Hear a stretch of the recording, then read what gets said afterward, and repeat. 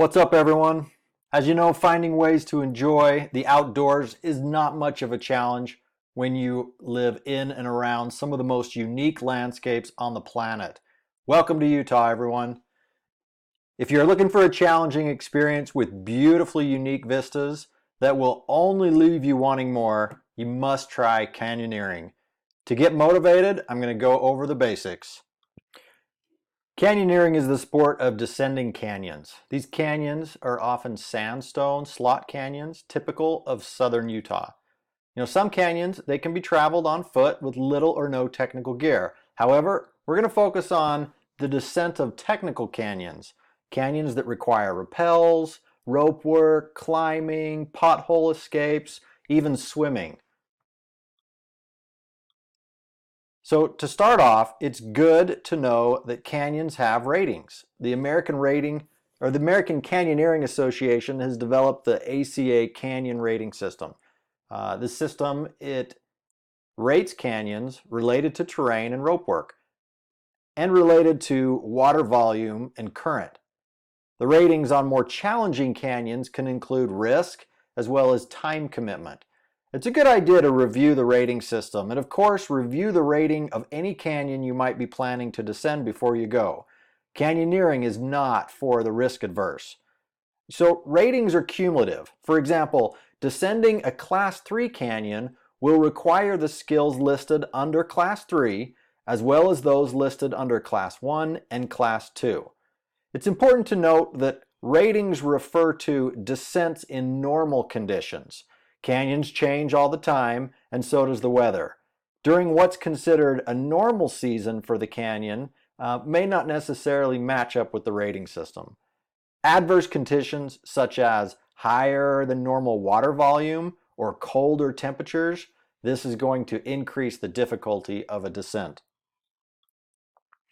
Before we get into canyoneering too far, it's important to be aware of some basic outdoor ethics. Adhering to some self-imposed guidelines and practices will help everyone be more enjoyable or enjoy the outdoor experience. Ethics can be varying by location, situation, and person, so it's always a good idea to just mention them. When you are canyoneering, please be aware of the following issues. Vandalism. Do not scratch, paint, write, or draw on trees, canyon walls, or any other natural surfaces. Litter. You pack it in, you pack it out. Bolts.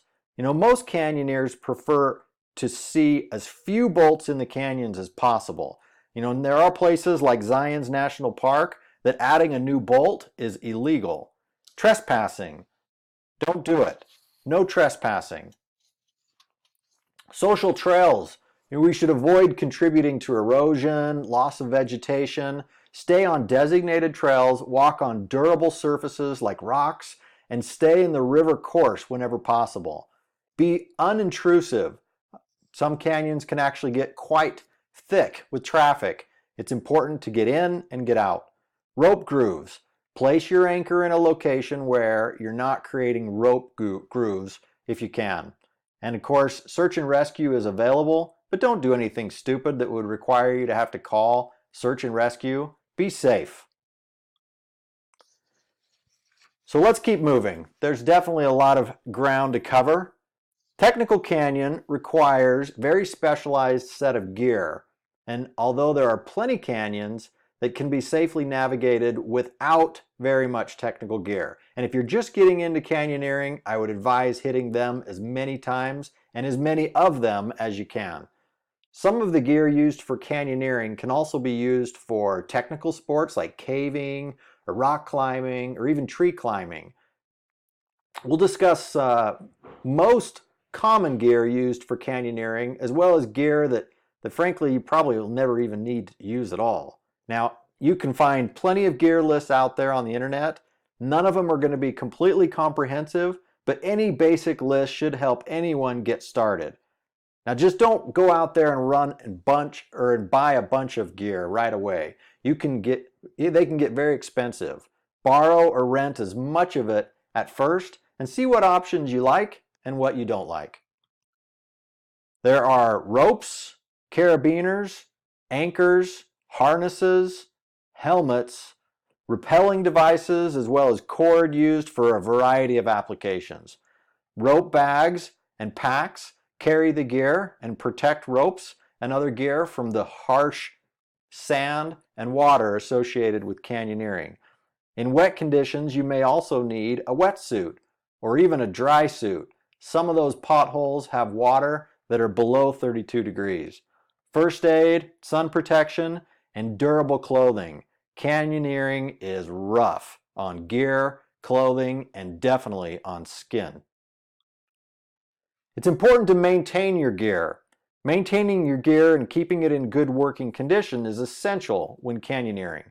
And if your gear fails, there's a high chance that you're going to die or get stranded. The normal cause of wear for carabiners, belay devices, rappel devices, or any of the steel or aluminum gear is from rope running through it or around it. And these can wear faster by dirty ropes, which have tiny particles of rock embedded in the rope fibers. In a very abrasive canyon or cave, it's not unheard of to wear 50% the way through an aluminum figure eight. There are two normal causes of wear for ropes. The first is from rubbing on a sharp object.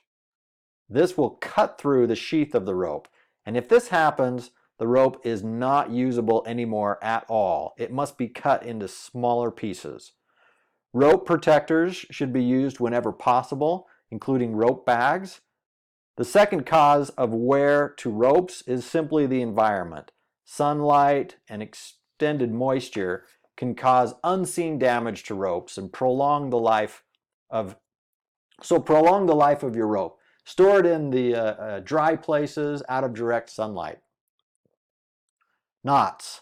Ideally, you should know the knots used for canyoneering very, very well. There are about 24 knots. Many are seldom used, and there are some applications where more than one knot could be used. Knowing the most common knots very well and being able to consistently tie them properly is extremely important. These things you should get to know and you should practice. Rigging is the rope work that goes through the anchor, and the type of rigging you use will depend on how your anchors are placed and what you're looking to do. Rappelling. Rappelling is where much of the technical equipment comes in. Rappelling is a technique of descending down a rope at a controlled rate and speed.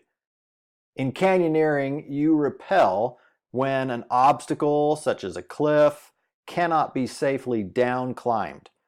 The rope and rappel device is used in a coordinated manner to control your descent. And it can be very exciting, especially when you drop down into a canyon that is only accessible with the use of technical gear. One great way of seeking solitude is dropping down into a cave or a canyon and being able to just be by yourself until your team jumps in with you. And yes, many canyons have potholes full of water all year round, which you cannot simply walk around, but have to just go straight through. Speaking of potholes, they are low spots in canyons where water often collects. Keeper potholes can be one of the most dangerous aspects of canyoneering if you're not prepared for them. They take specialized skill and gear to escape. Luckily, there are huge numbers of canyons without these keeper hole potholes. So do those first. Once you're comfortable with all the other aspects of canyoneering, then it may be time to do canyons with potholes. Navigating these might require partner assist techniques, as well as climbing, pack tosses, flotation gear, and even ascenders to help you go up. So moving through canyons, there are a couple techniques. And in some cases, this might be simply hiking. However, other cases, you might need to be using a partner assist, which is when you help each other down or up obstacles that would otherwise be difficult for one person. You can use a partner to assist to lower someone down a drop from the top with a hand or even a hand line, or catch somebody at the bottom. You could also boost people up an obstacle from the bottom or lift someone from the top. This is where it becomes very evident that canyoneering is a team sport. Oftentimes in slot canyons, you'll need to travel up or down the canyon walls instead of just along the ground. Chimneying is the process of pinching yourself between the two walls, with your back against one wall and your feet against the other wall, with your hands used for balance and for helping you move. This is very helpful in many situations, as when the canyon bottom is so narrow that you can't squeeze through. Stemming is a technique used to travel up or down a slot canyon with your left foot and left hand on one wall of the canyon and your right foot and right hand on the other wall of the canyon. Your body's usually facing forward. Another technique often used to navigate over wet sections of the canyon or past bomb bays is bridging. Bridging is a technique used to travel up or down a slot canyon. You place your hands on one wall of the canyon and your feet on the other wall. Your stomach points down. Handling is a technique often used in semi-technical canyons where the consequences of falling are minimal.